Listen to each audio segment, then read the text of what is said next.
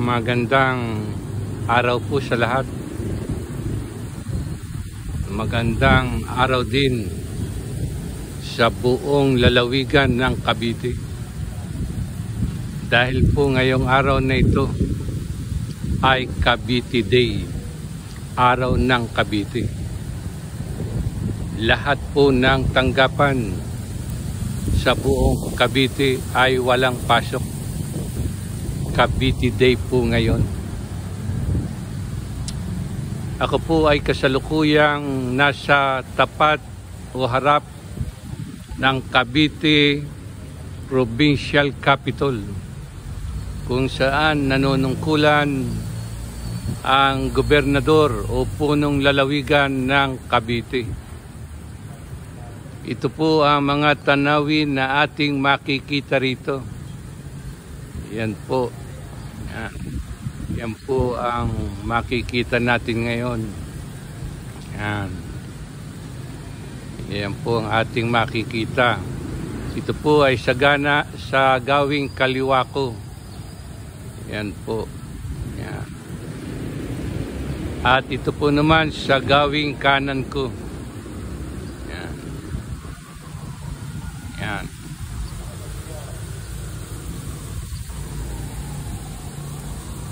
Wala pong karaniwang tao ngayon dito dahil nga po Cavite Day, walang pasok.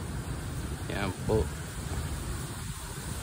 At tayo po ay nagpapasalamat sa nagbabantay dito at binigyan tayo ng pagkakataon na makapasok sa pinakabulwagan ng tanggapan ng gobernador.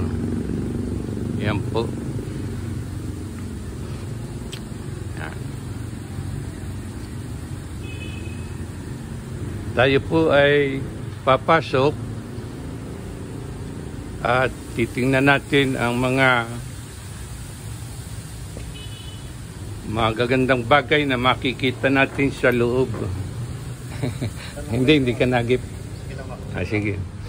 At ito po ang larawan ng ating magiting na General Emilio Pami Aguinaldo.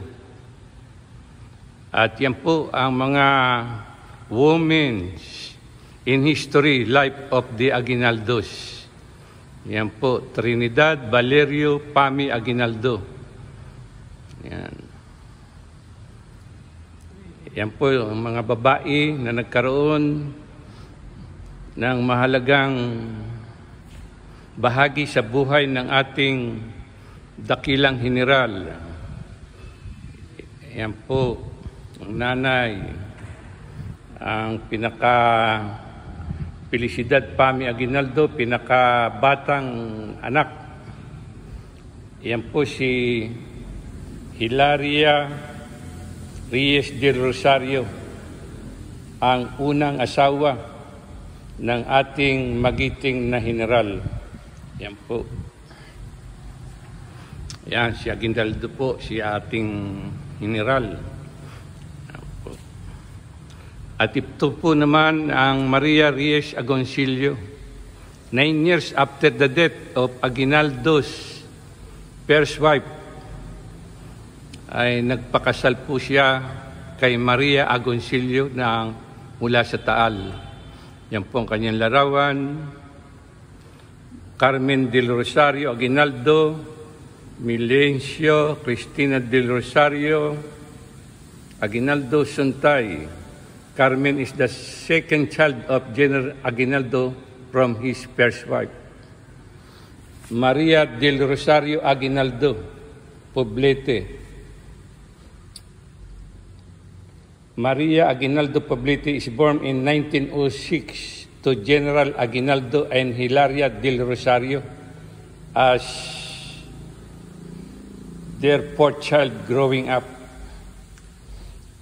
At ito po naman na ating makikita ay ang mga larawan ng mga naging punong panlalawigan ng Cavite. Yan po. Yan. Yan po ang mga larawan ng mga namuno sa lalawigan ng Cavite. Yan po. Ito po naman sa kabila ay naroon pa rin po ang mga iba pang nanungkulan dito sa lalawigan ng Cavite.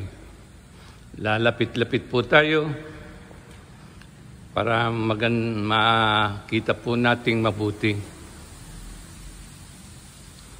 Ayan po ang mga namuno dito sa lalawigan ng Cavite. Yan. Yan po.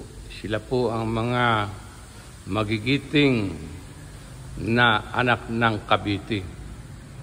Yan. Sila po ang mga namuno. Yan. At ang kasalukuyan po na gobernador ng Cavite ay ito po ang kanyang larawan, si John Vic C. Remulla. Siya po ang kasalukuyang gobernador ng Cavite. Yan. At ito pa rin po ang karagdagan na mga namuno. Yan. Yan. Mga magigiting na anak ng Cavite. Sila po ang mga namuno. Salamat po sa hapong ito, sa araw na ito. Isang kasiyahan nakarating ako dito sa Cavite, sa 13 Martires. Yan po. Salamat po sa araw na ito.